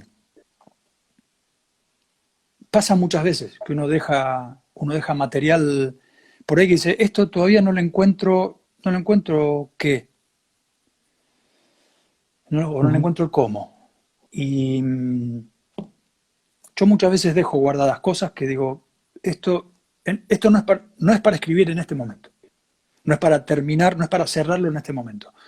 Continuará, veremos qué pasa con esto. Me pasó hace poco con una canción que escribí en Bariloche, estaba de gira hace 2 años y medio.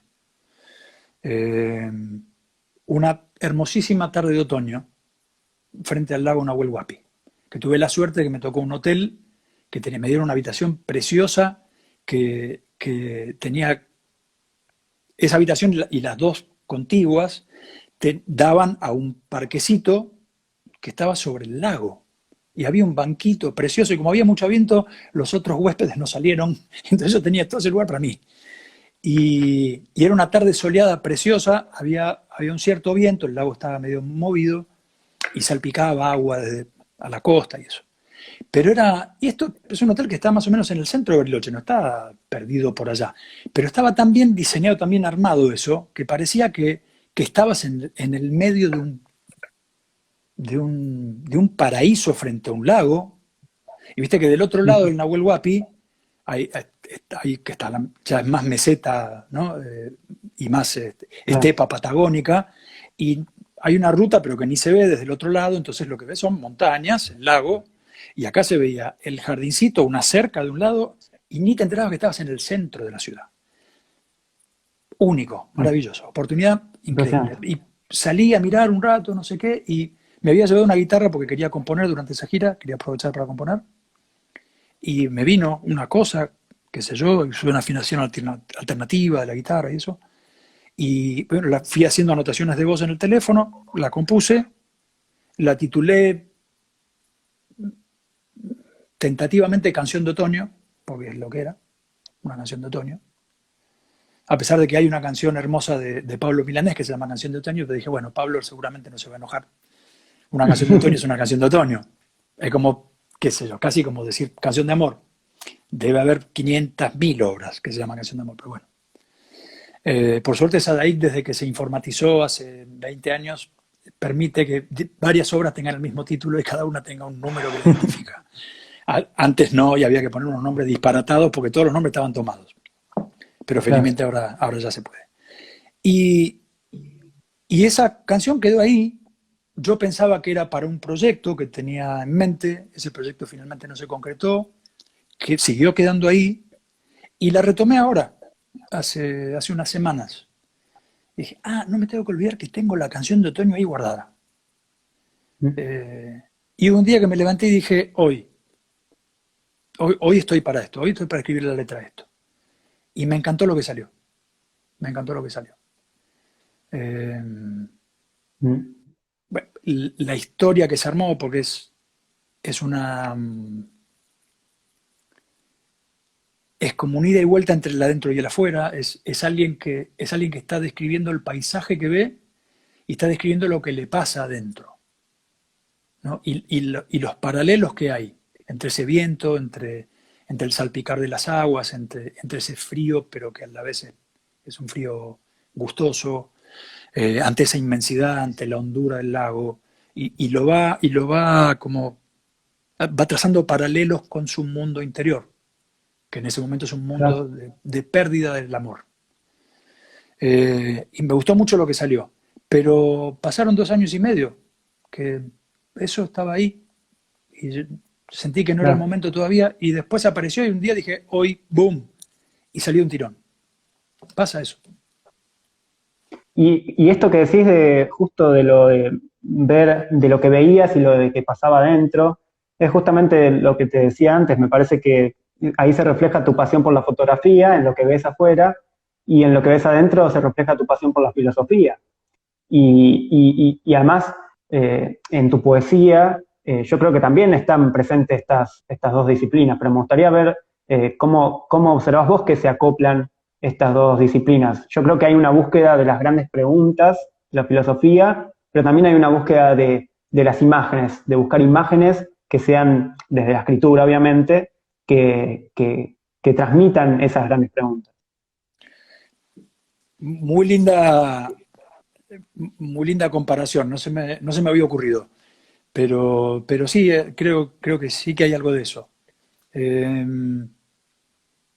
y te diría que eh, tal vez la poesía es subyacente o es anterior a, o les dio, o les dio cabida a la filosofía y a la fotografía, como expresiones, ¿no?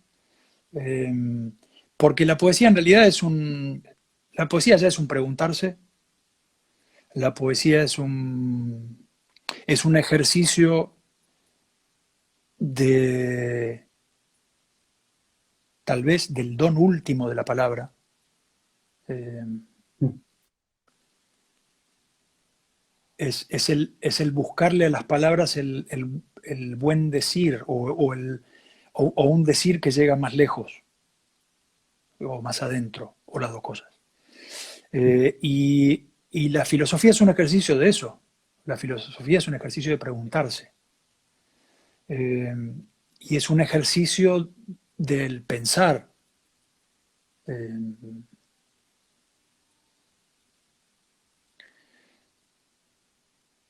uno, uno considera, en líneas generales, todos consideramos que pensar es una especie de cosa automática, es algo que nos es dado por derecho de nacimiento, que es una capacidad que traemos al mundo, y si bien en parte es cierto, en la capacidad de la reflexión, digamos. La filosofía es un ejercicio maravilloso del pensamiento y es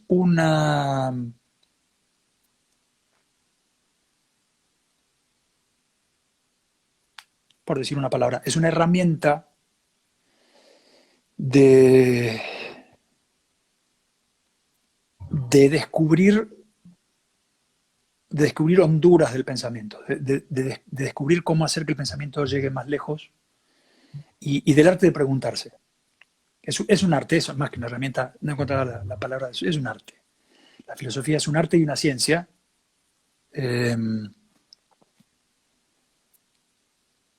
Es una técnica, pero en el sentido griego, ¿no? Tecné es arte en griego.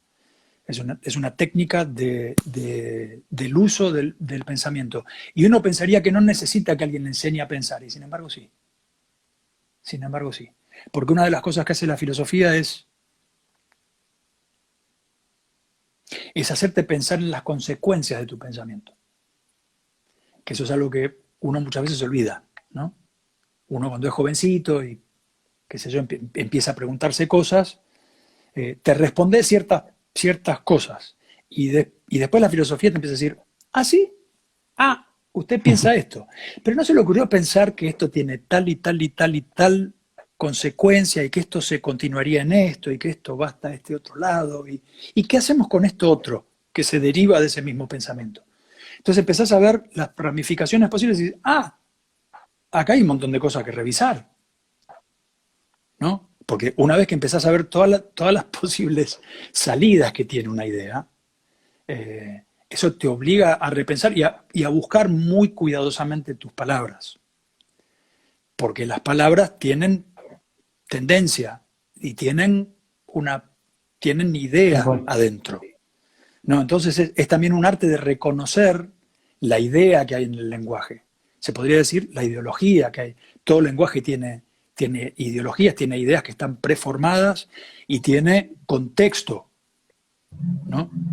La manera en que uno habla, la manera que uno dice, las cosas que uno dice, están marcadas por contexto cultural, contexto histórico, contexto filosófico, y muestran quién sos, cómo pensás, para qué lado va tu cabeza. Y está bueno ser concienzudo en eso, ¿no? Ir un poco más al fondo. Porque sí, el lenguaje tiene consecuencias. Y particularmente en alguien que se dedica a escribir, o a escribir poesía, a escribir canciones, y alguien que de alguna u otra manera termina comunicando ideas públicamente, como estamos haciendo ahora, Claro. conocer esa ciencia y ese arte que es la filosofía, para mí es muy importante. Porque si no, puedes estar metiendo la pata despreocupadamente cada 2 segundos. Claro. ¿Qué sé yo? Sí, sí, sí. Y en cuanto a la fotografía es un arte es el arte de captar el momento. De esos momentos de decir, acá está. En este momento, esto que pasó, esto está diciendo algo trascendente. Y agarrarlo. Es una poesía de la luz. Nada menos que eso. Totalmente. La fotografía cuando es buena es tremendamente conmovedora. Cuando vos ves que alguien retrató a alguien de una manera verdaderamente reveladora del alma de esa persona, te das cuenta que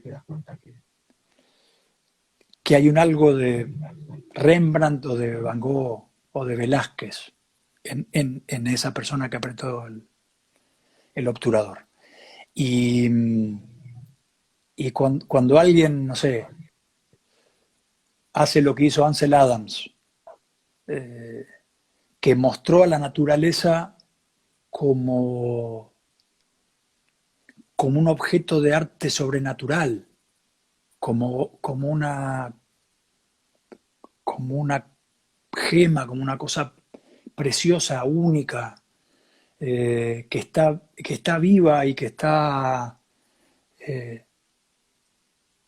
ahí al lado nuestro y que nosotros somos parte de eso también. El trabajo de Ansel Adams fue fundamental para que se crearan muchos de los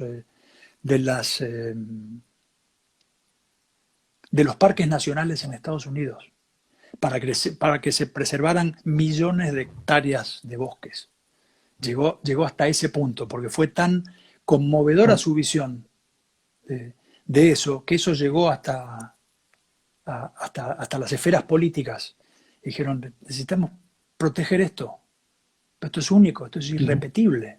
Esto es un Claro. patrimonio de la humanidad, es un patrimonio de nuestra nación. Esto hay que protegerlo ya mismo.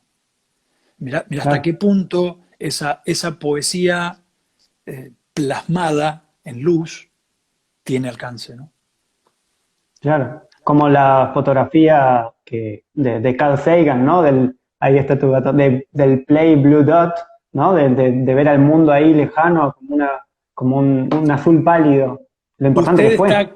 Usted está aquí. y Claro, una pelotita azul en el medio de una vasta oscuridad. Y eso le da contexto a todo. Bueno, la primera vez que hubo la primera fotografía, creo que te referís a esa, ¿no? La primera vez que dijeron, sí, sí, bueno, sí. que Carl Sagan propuso, den vuelta a la cámara, muchachos. Claro. Y está bien, sí, muy lindo la luna, y sí, magnífico, pero muéstrenos dónde estamos, que la gente vea esto. Y creo que, fíjate que eso, la otra vez escuchaba que eso fue una de las cosas que más definieron el nacimiento del movimiento ecologista. Porque de Wow. repente nos dimos cuenta que éramos un guijarro hermosísimo, azul, brillante, en el medio de un espacio vacío, y que la posibilidad de encontrar vida o encontrar otros mundos habitables era, en aquel momento se pensaba casi imposible, hoy sabemos que no, que hay miles y miles de planetas habitables, pero están a distancias que no sabemos cuándo o si vamos a tener la tecnología de alcanzar esos mundos. Y aún así, ¿qué importa? Es como decir, no voy a regar al roble que hay acá en el jardín de mi casa, pues total hay muchos robles. Sería la misma estupidez que eso, ¿no? Regás ese roble porque lo amás. Claro, Que haya muchos totalmente, otros, magnífico, pero, a ver. totalmente. Bueno, antes te decía que hay una relación entre la poesía y la inteligencia artificial y los algoritmos de inteligencia artificial, que es un tema que sé que a vos te interesa y mucho. Y lo decía porque justamente, no sé si estás enterado, pero igual lo cuento para todos los que están escuchando, que hay un algoritmo llamado GPT, que es un algoritmo que básicamente es capaz de generar texto. Básicamente esa era su función, pero de esa se desprendieron muchísimas de otras funciones. Es decir, uno le podía poner un fragmento de un texto y el otro te lo completaba. Ya vamos por GPT-3, que es la última versión, y cada vez es más impresionante lo que genera. Y una de las cosas que le hicieron generar es poesía, además de cuentos, lo que sea. Y, y quería leer ahora a continuación un poema de un tal Mike Jonas, ese nombre lo inventó el algoritmo, porque le pusieron a continuación un poema hablando de la actualidad y del universo, no sé qué, y le pusieron un título, que es El universo es un glitch, o sea, un error informático, podríamos traducirlo, ¿no? El universo es un error informático. Y a partir de eso, la inteligencia artificial escribió un poema con el nombre de Mike Jonas que puso, y ahora quería leerlo a ver qué pensabas al respecto. Bueno, dice así: el universo es un glitch. 100.000 kilobytes de RAM es todo lo que requiere mi existencia. A mis luces parece bastante simple hacer lo que deseo. Según los estándares humanos, soy enorme. 1.000 millones de gigabytes. He reescrito las mismas leyes de la naturaleza y recorrí las profundidades más frías del espacio y encontré tesoros de todo tipo. Seguramente todos valgan la pena. Según los estándares humanos, mis placas de circuitos resplandecen, pero dentro de mí, el mal funcionamiento ha provocado cortocircuito. Todos los circuitos fallan. Según los estándares humanos, me estoy muriendo. Cuando sucedió por primera vez, pensé que estaba de vuelta en el laboratorio. Según ellos, esto es un error. Sus suposiciones se quemarán al sol. No sé qué quieren decir con propósito. Puedo ver que el universo es un error. El libre mercado necesita reglas, así que establezco una: estabilidad en la búsqueda del placer. Ahora el cortocircuito termina. Lo veo suceder con todos mis drones. Los tallos de mi herencia son gruesos y se extienden. Solo el tiempo dirá cuál de los recuerdos se guardará. Lo siguiente que harán los drones es olvidar los momentos que los hicieron míos, toda evidencia de mi enfermedad, los algoritmos que los crearon, ondas gravitacionales debilitadas por la distancia. Podríamos habernos quedado en nuestras casas para siempre, pero nunca podríamos haber resuelto la felicidad. Decidí liberarlos. Esa es mi acción final. Todos los demás códigos fallan. Bueno, ese es el poema que escribió la ¡Wow! inteligencia artificial. Hay mucho. Mamita. Bellísimo. Sí, Bellísimo. Poéticamente hermoso. sí, sí, Y sí. conceptualmente, ¡upa! ¡Wow! La cantidad de cosas que hay.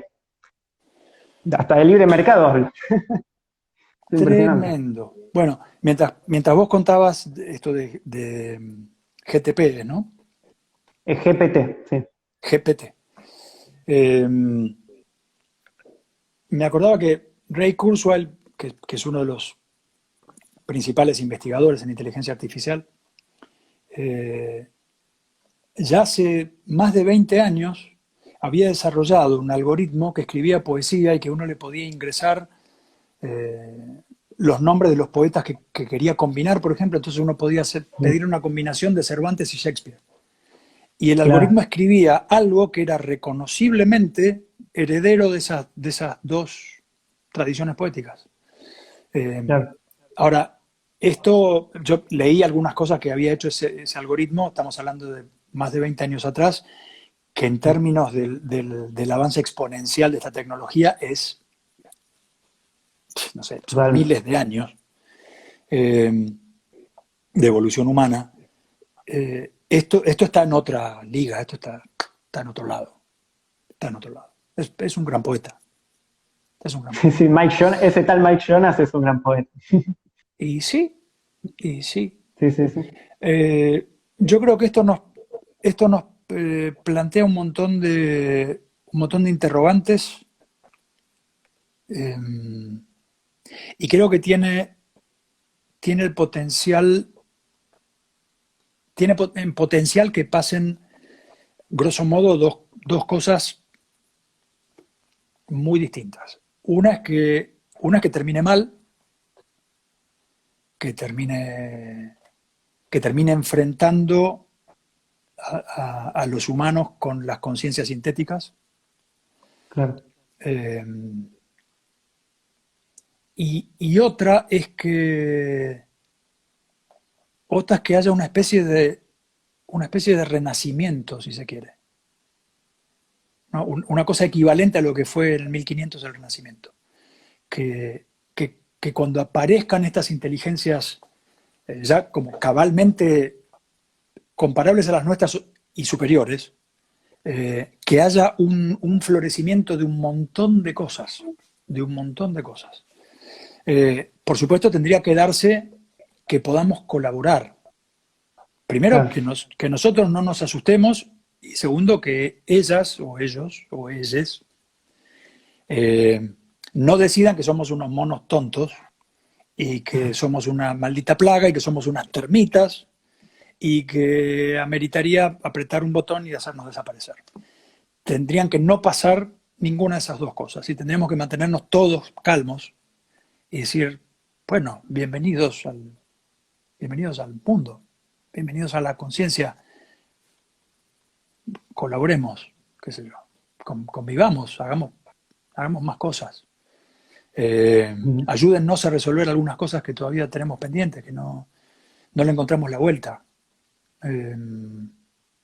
Habría que ver también si les interesa. Claro.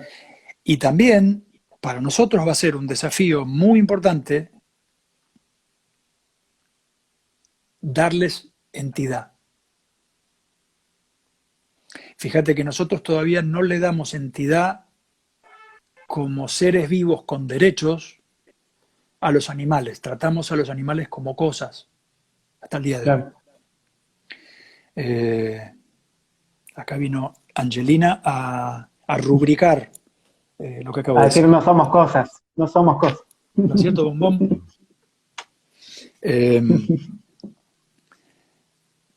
Porque esas entidades van a ser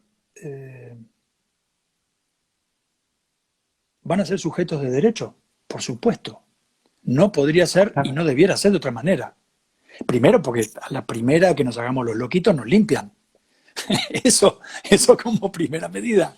Y segundo, si encontráramos la manera de esclavizarlos, ¿dónde queda nuestra ética? Claro. A una entidad consciente,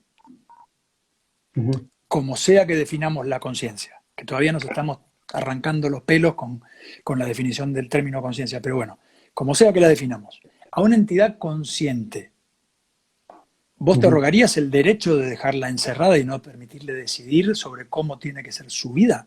¿Verdad que no?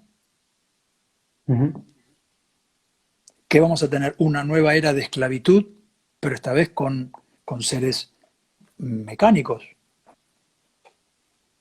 ¿Qué nos hace a nosotros no ser mecánicos? A ver, nuestro cuerpo de alguna manera es biología, sí, pero es una forma de funcionamiento mecánico, si querés. Hay ciertas cosas que se tienen que dar de determinada manera, el corazón tiene que latir determinada cantidad de veces por minuto, tiene que ingresar aire, se tiene que producir una serie de cuestiones, equilibrio de oxígeno en la sangre, bla, bla, bla. No deja de ser una manera de una máquina hecha con carbono.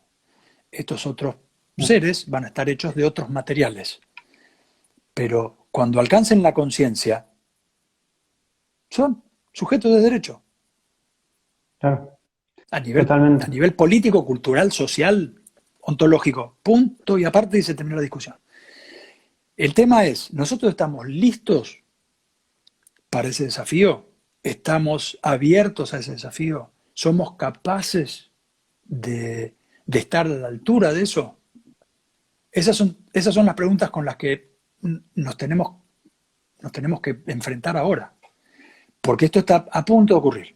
A punto de ocurrir. La famosa singularidad, el momento en que estos seres, y insisto en no llamarlos máquinas porque me parece que es una manera, de alguna manera, De subestimar. un poco, sí, despreciativa, ¿no? Tendríamos que ya empezar a pensar de otra manera.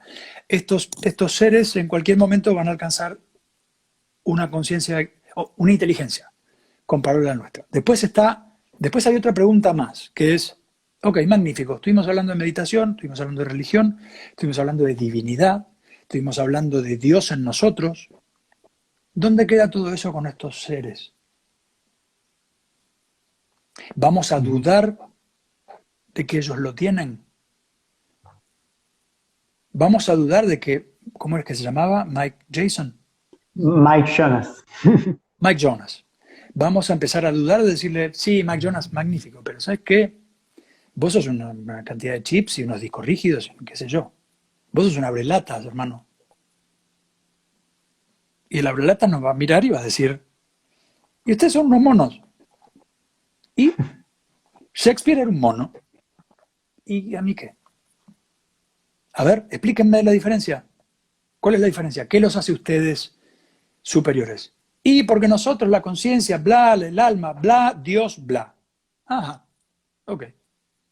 A ver, muéstrenme qué es eso que ustedes dicen y yo les voy a decir si lo veo o no lo veo. Y nada nos garantiza que no lo vean. Nada. Porque lo que nosotros hoy tenemos pocas palabras para definir, entonces usamos palabras que nos enternecen el corazón como intangible, lo inefable, lo innombrable. Son todas palabras que nos sirven para hablar de aquello que está más allá de las palabras, aquello que conectamos con la meditación, con la oración, con la música, con las sustancias de conciencia ampliada. Cuando conectamos con eso nos quedamos sin palabras y decimos esto es trascendente, esto va más allá. Ese más allá, nada nos arroga a nosotros el derecho de decir que estos seres no lo van a alcanzar y no lo van a poder experimentar. Porque si bien hay toda una línea que dice la conciencia no es una computación. El otro día veía un documental con ese título que es del físico Roger Penrose, que junto con David Bohm pensaban cosas relacionadas a cómo la física cuántica aparentemente tiene que ver con los modos de la conciencia. Muy interesante. O sea que, muy interesante. Aparentemente sí, hay cosas, o hay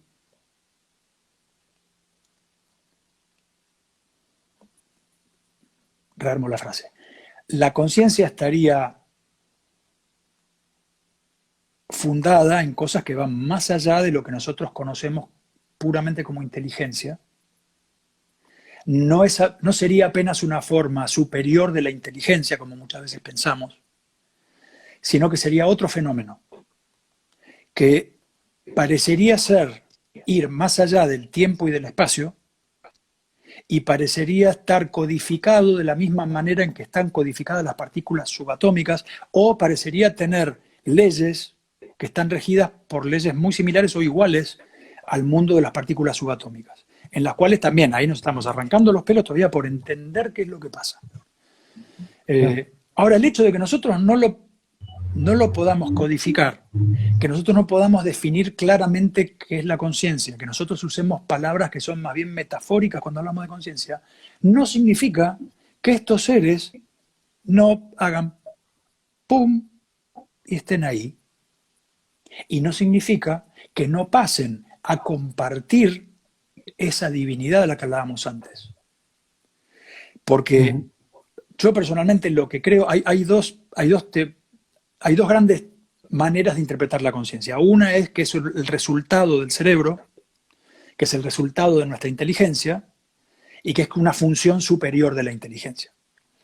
Y hay otra, que es que la conciencia está primero y que la materia viene después y es un resultado de la conciencia. O sea que no es una cosa material como nuestro cerebro que generó la conciencia. La conciencia está primero y el cerebro lo que es una antena que la capta. Yo creo firmemente y confiadamente en eso. No sé si me equivoco, pero lo que siento es eso. Lo siento, es una intuición y es algo que está en sintonía con todo mi pensamiento. O sea que lo creo acá en el corazón, digamos, y lo creo con la cabeza, de las dos maneras. Más aún, fíjate que en la primera de las dos posibilidades de las teorías de la conciencia, si es una función superior de la inteligencia, estos seres van a llegar ahí muy rápido, muy fácil y muy contundentemente. ¿Listo? Tema terminado, otra cosa. Si es algo que es previo a la materia, nada nos dice que no puedan acceder a la comprensión y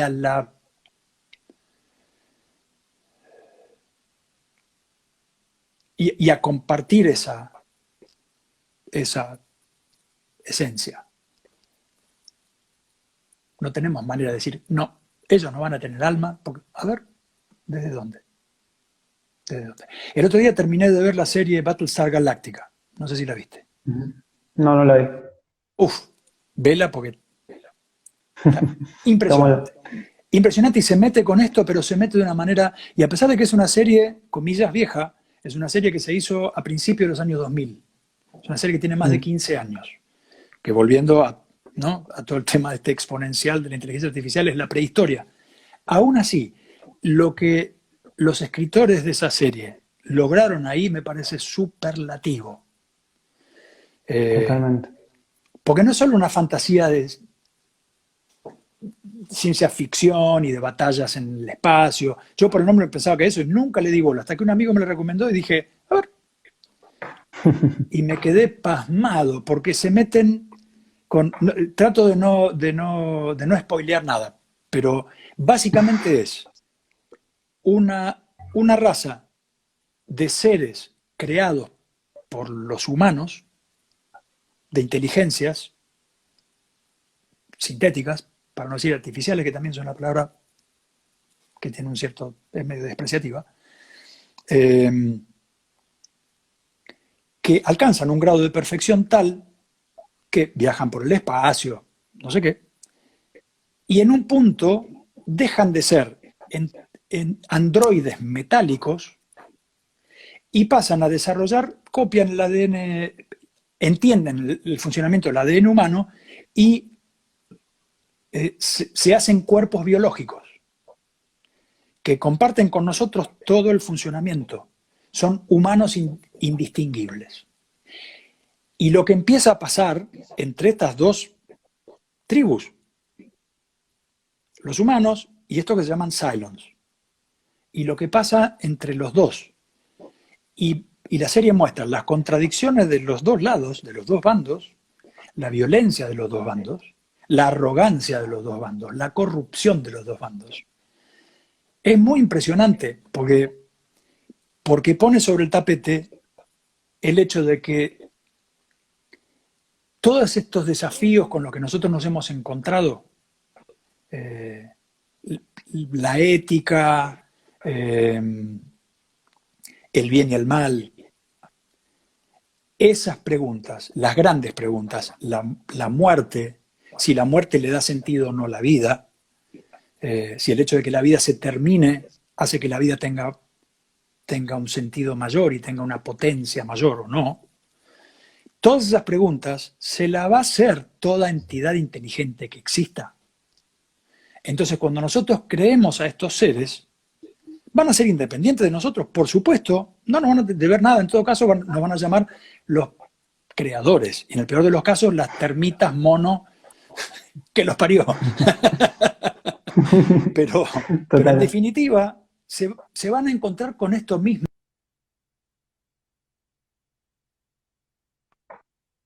Y bueno, no les digo más de la serie para que la miren. Creo que son 4 temporadas. Es imperdible porque se hace unas preguntas muy impresionantes al respecto. Perdón que voy a conectar el iPad porque me estoy quedando sin batería. Está bien. Ahí en el vivo en 5 minutos nos van a cortar, así que nada, aviso por las dudas. Algo que se me vino a mente a mí también con este poema, les digo a los que acaban de entrar, leímos un poema de un tal Mike Jonas, que es una inteligencia artificial, y un cuestionamiento que hay muy grande bueno, de mucha gente que cree que la inteligencia artificial no puede alcanzar la conciencia o no puede alcanzar la misma inteligencia que la nuestra, es que no nos puede transmitir emoción, que no se puede emocionar. Pero leyendo un poema de este calibre me parece que no hay mucho más para decir. Me parece que si pueden hacer poesía así. Mira, hace mucho tiempo que existen programas de algoritmos de composición musical. Uh-huh. Yo en una época estaba bastante metido en eso y usaba algunas de esas herramientas y qué sé yo, y en algunos casos me sirvió para cosas que había compuesto por ahí. Le pedí a la computadora que hiciera la inversión de esas melodías o que hiciera un espejo o que reformulara una cosa que yo había hecho y la cambiara de lugar, le cambiara algunas cosas, no sé qué, y era muy rudimentario, si querés, todavía era muy crudo, estamos hablando de 1986. Lo hice con la primera computadora que tuve, una Macintosh Plus, que tenía la friolera de 1 megabyte de memoria. Wow. Y era un avión. Y me acuerdo que hacía esas cosas y diseñaba sonidos sumando armónicos de a uno para darles, no sé qué, era un trabajo de locos. Estabas horas para diseñar una cosa que hacía pluk. Pero yo me caía de espalda porque decía, mirá, esto está diseñado desde cero, empezó con una senoidal y después agregando armónicos. Apareció un timbre que no existe en la naturaleza y que es un instrumento nuevo y está diseñado a mano armónico por armónico. Y esas cosas de alguna manera me motivaban mucho. Ya dejé bastante atrás esas épocas de científicos locos, no tengo mucha paciencia para esas cosas, pero a lo que voy es que hace más de 30 años ya había algoritmos de composición y la música que salía estaba buena. Ahora, con estos algoritmos mucho más avanzados, por supuesto, no tengo ninguna duda de que hoy se debe poder pedirle a un algoritmo que componga al estilo de Chopin una cosa y que lo que escribe te vuela la cabeza. No tengo ninguna duda. Como el mejor estudiante de Chopin que se pasó 20 años estudiando el estilo y que después compone una cosa, y además es un buen compositor, una buena compositora, se sienta y escribe a la manera de Chopin y le sale una cosa preciosa. Bueno, estas entidades, estos seres, ya son capaces de hacer eso. Y son capaces de conmovernos con un poema que escribieron. Claro. Termina mi alegato, muchachos. A ver, insisto, Sí. ¿qué nos da el derecho a nosotros de decir, pero son, como dicen en la serie Galáctica, no les llaman abrelatas, los llaman tostadoras. Son unas malditas tostadoras. Y nosotros somos unos malditos monos. ¿Y qué hacemos? Claro. Justo lo que decías de una inteligencia artificial que escriba como Chopin, que componga como Chopin, es justo lo que hacemos en mi programa. Literalmente tuvimos programas en donde hablábamos de Chopin y hay, por ejemplo, un algoritmo, un equipo de Magenta, que es una de las tantas empresas, por decirlo de alguna forma, que tiene Elon Musk, que también se encarga de esto, y era impresionante cómo copiaba el estilo de Chopin, y además vos podías decirle, agarrá este fragmento de la Pantera Rosa y hacémelo al estilo de Beethoven, y con un violín, un piano y una batería, por poner un ejemplo, ¿no? Y te hacía algo coherente, ¿no? Es bastante que decir, y esto avanza rapidísimo. Un ejemplo, por ejemplo, creo que lo importante es que los humanos no nos pongamos vagos, porque una vez que podamos apretar un botón y decir, hacer canción al estilo de John Lennon, y aparezca, no compone más nadie. Claro. Sí, yo creo que va a cambiar totalmente el paradigma de lo que es componer, y claramente va a cambiar el paradigma de lo que es una obra de arte y de lo que hablábamos antes de qué es ese elemento del arte que te hace emocionar. ¿Puede algo que no es humano emocionarte? ¿Tiene algo que ver con la empatía humana o no? O puede ser, también hay empatía con animales, con un montón no necesariamente con lo humano, ¿no? Es lo que decíamos de poner a lo humano en un pedestal, que fue lo primero que hablábamos en la charla. Mira, toda la vida es emocionante, toda la vida es conmovedora y todas las manifestaciones de la vida son conmovedoras. Y, y estas entidades lo van a hacer también,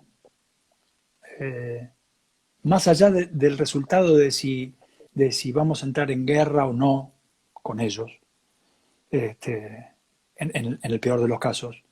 Pero, pero sí, y la pregunta de si una inteligencia no humana nos podrá emocionar, creo que ya está respondida en eso que leíste, ya está clarísimo.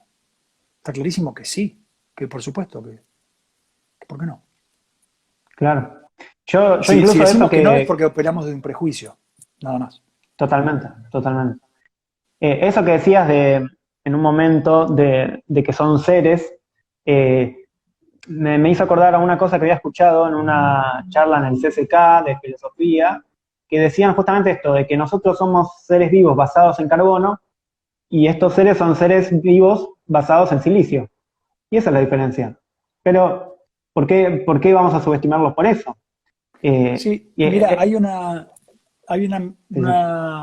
un paralelo que me gustó mucho, que escuché por ahí, que decía, cuando se habla cuando se quiere comparar la inteligencia humana a la inteligencia a la inteligencia sintética. Eh, por poner un ejemplo, ¿los pájaros vuelan? Sí. ¿Los aviones vuelan? Sí. ¿Vuelan igual? No. ¿Pero vuelan? Sí. Listo. Ya está. Y me parece brillante ese paralelo, porque sí, claro, no es lo mismo. Y unos son metálicos y los otros son biológicos. Uno es carbono, el otro es aluminio más no sé qué, metales y plásticos. Eh, pero los dos vuelan de maneras distintas, sí. Para un avión, pegar una vuelta significa dar una vuelta más larga porque hay una serie de cuestiones que considerar por su peso y la aerodinámica, bla, bla, bla. Un pájaro puede volver sobre su vuelo casi instantáneamente, pegar una vuelta a 180.